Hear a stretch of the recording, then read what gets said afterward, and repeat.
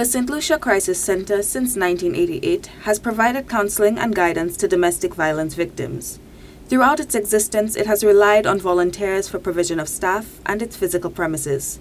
However, the centre was recently forced to vacate its operating location, which had been given by private donation. Minister with Responsibility for Gender Affairs, Honourable Dr. Virginia Albert Poyot, announced that the government will increase funding to the Crisis Centre, covering rental of a designated space and increased staff support.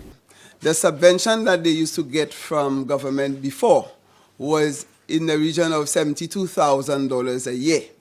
And that would assist in paying the rental and paying some staff support. At this point, as we speak, government increased that subvention by $168,000. So now the Crisis Centre will be receiving to the tune of $240,000 from government.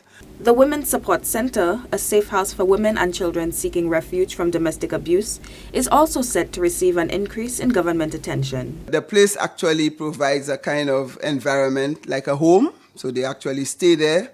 They can go to work and come back to that location. The children can go to school, but the perpetrator must not know where they are located.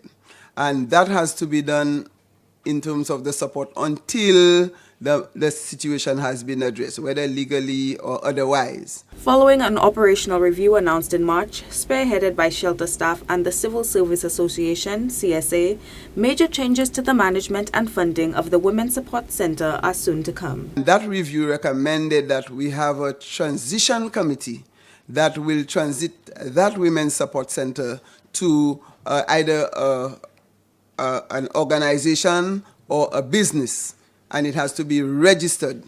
A transition committee encompassing representatives from the police force, Department of Gender, Trade Union, Attorney General, and gender-based violence experts will commence the 6-month transitional period out of government ownership into a public-private partnership.